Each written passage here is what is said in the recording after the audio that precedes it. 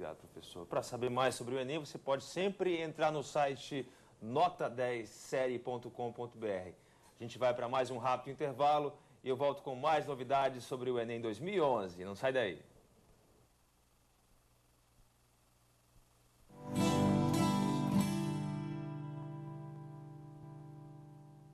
Mais útil.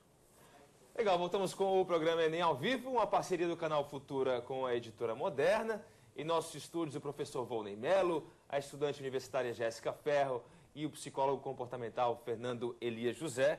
Você também está conosco participando ou pelo telefone, ou pelo chat, ou pelo Twitter, ou por sinais de fumaça que a gente vê por aqui. Fernando, a questão do equilíbrio, né, é muito importante, né? Muitas vezes a pessoa está tão preocupada em ser aprovada, em passar, que ela se põe numa situação de extremidade mesmo, né? Ela não se importa com outras coisas, coloca aquilo como o fim da sua vida. Como lidar com essa questão do equilíbrio, colocar cada coisa no seu lugar? É super importante, assim, até por essa questão de que muitas vezes o estudante, eu estou só estudando, né?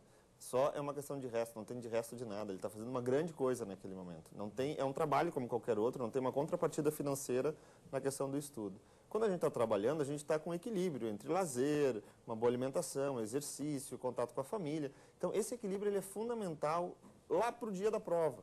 Porque na medida em que ele estiver bem equilibrado nesse processo todo de estudo que ele está fazendo, ele vai chegar lá e vai ter mais tranquilidade também para resgatar o conhecimento. Então é importante que ele possa se divertir, é importante que ele possa ter amigos, que ele não esqueça da vida, não faça do Enem aquela situação, é a minha vida é o Enem, eu preciso passar no Enem, porque isso você bota uma carga muito pesada em cima daquele momento e vai dificultar a tua linha de raciocínio. Então, se você conseguir equilibrar isso de uma forma que cada coisa tem o seu tempo, cada coisa tem o seu momento, e perceber o Enem como uma parte da vida, como um momento importante da vida, e não como a vida, isso vai trazer bons resultados para esse estudante. Legal. Temos alguém na linha, Eduarda de Araçatuba, São Paulo. Alô, Eduarda? Alô, boa tarde. Boa tarde, tudo bem? Tudo com vocês? Tudo ótimo. Quer fazer sua pergunta para algum dos convidados ou comentário? Eu quero fazer minha pergunta para quem puder me responder, porque eu estou muito confusa. Eu vivi, né, aqui em Araçatuba e a vida inteira fui em escola particular. O problema é que faz uns 3 meses meu pai perdeu o emprego e a gente está sem dinheiro e daqui 2 semanas eu vou fazer o Enem e queria concorrer a uma bolsa para a Uni. Mas eu nunca estudei em escola pública e agora eu estou sem dinheiro. Como que eu faço? Como que ela faz? Tá... Coitado.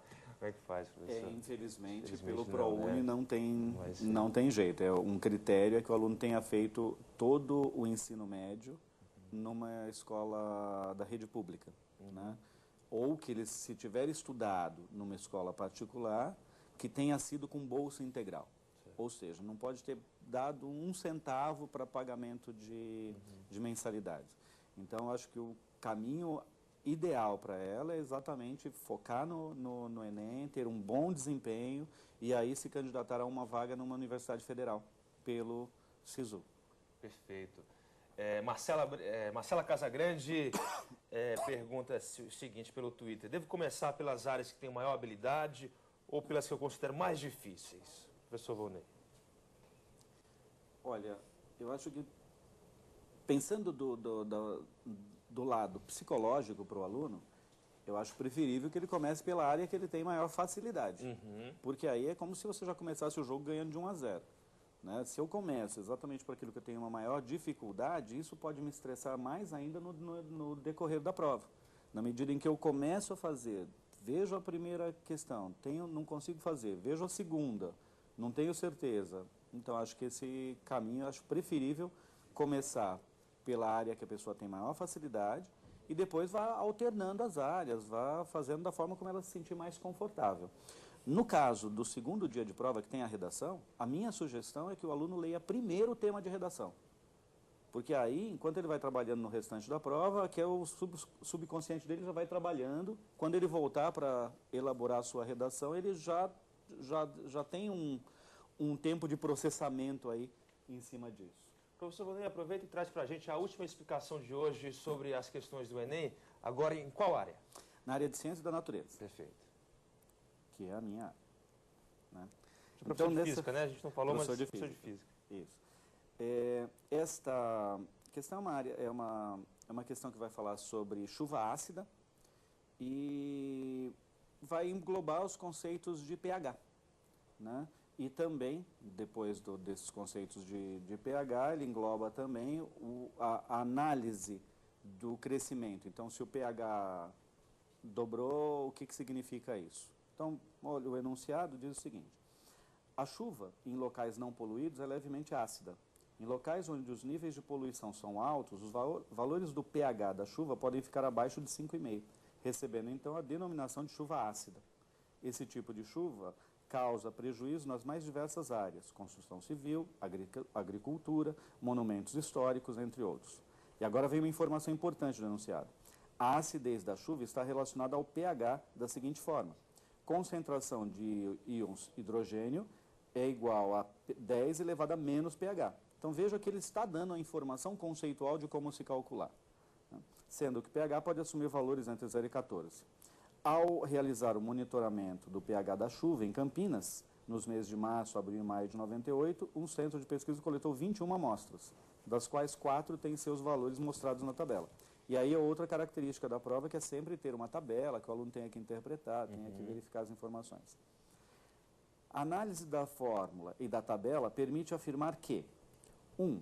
Da 6ª à 14ª amostra, ocorreu um aumento de 50% na acidez. 2. A 18ª amostra é a menos ácida entre as expostas. 3. A 8ª amostra é 10 vezes mais ácida do que a 14ª. E 4. As últimas amostras de chuvas denominadas ácidas são a 6ª e a 8ª.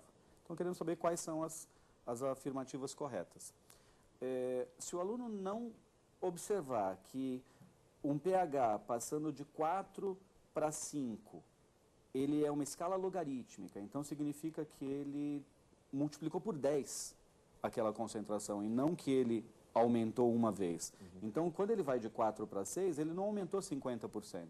Na realidade, ele aumentou a concentração de íons ali em 200 vezes, né? Então, por isso que a afirmação 1 está errada e as outras outras 3 estão corretas. A 18ª é a menos ácida, porque o pH mais alto, né, corresponde a uma situação mais básica, um pH mais baixo corresponde à situação mais ácida. Certo. E então, elas estão corretas a 2, 3 e 4 nesse aqui. Eu acho que esse é um bom exemplo de um item que pode aparecer em ciência da natureza. Perfeito, professor. Olha, o programa está chegando ao final. Infelizmente, o programa não é tão longo quanto o Enem, né? Acontece só durante 1 hora do sábado. Eu queria, primeiro, claro, agradecer a participação de muita gente que mandou pergunta via Twitter, chat, telefone, que para a gente não vai dar tempo de ler todo mundo, mas eu vou citar aqui só alguns: Everlon Campos, a Camila Seres, quem mais? Eduardo de Aracatuba, que falou no telefone, Tata 15 do Twitter, a Thalita, e claro, a Jéssica, que veio até aqui. Jéssica, aproveita para dar aquele teu conselho, né, como uma pessoa experiente que já passou por isso, para quem vai enfrentar isso daqui a pouco. Então, era até uma coisa que eu queria comentar com relação a fazer a prova, como fazer a prova, que é uma prova um pouco extensa, né? São 90 questões por dia. Então, para não ficar uma coisa muito cansativa, fica cansado. Tem jeito, né? Não tem jeito. Cansa. Cansa. Então, no meu caso, eu fiz 20 questões, primeiro 20 questões de um bloco, depois eu passei e fiz 20 questões do outro bloco, para garantir um rendimento bom. E depois eu fiz o resto das 25 e 25 dos outros blocos, para não ficar uma coisa muito cansativa e garantir as 20 primeiras ou 25 primeiras. Aí vai de cada um. Legal. Bom, foi assim que eu fiz. E deu certo para ti, E deu né? certo. Cada um tem seu jeito também, né, professor, de se aproximar, de fazer o approach. Eu acho que o fundamental é que ele tenha uma estratégia, né? E tem que ser uma estratégia que ele já tenha testado nos simulados que ele faz na escola, nos simulados que ele faz no cursinho, que ele tenha testado estratégias e que possa auxiliá-lo nesse desempenho. Perfeito. Doutor Fernando, se pudesse resumir aquele conselho fatal, né? Aquele conselho, se você puder dar para o aluno uma frase para ele levar consigo na hora da prova, qual seria? Trabalhe com a sua realidade, né? Ou seja, se você estudou, automaticamente você vai chegar lá e vai conseguir se dar bem, né? Então, trabalhe com a sua realidade e com as suas limitações. Foi o que a Jéssica falou. Vai ficar cansado, tem que parar, tem que respirar, tem que tomar uma água, comer alguma coisa. Se você trabalhar com a sua condição real na hora da prova, maior a sua possibilidade. Isso partindo do pressuposto de quem realmente escreveu sua trajetória até agora, né? Quem não escreveu sua trajetória até o momento, não construiu todo o conhecimento necessário, bom, o ano que vem está por aí. E quem escreveu, confie na sua potencialidade, né? Perceba a sua condição de realizar uma boa prova. Muito obrigado, doutor Fernando, obrigado, professor Volney, obrigado, Jéssica. Agradecemos também a Editora Moderna, parceira do canal Futura na série Enem ao Vivo. Para encontrar mais informações sobre o Enem, entre no site www.nota10serie.com.br. Este programa vai ser reprisado, se você está vendo ao vivo, amanhã às 2 da tarde, aqui no canal Futura. E nós temos um encontro marcado no próximo sábado, no mesmo horário, 2 da tarde, ao vivo aqui no canal Futura e também na internet. Eu espero você lá. Tchau.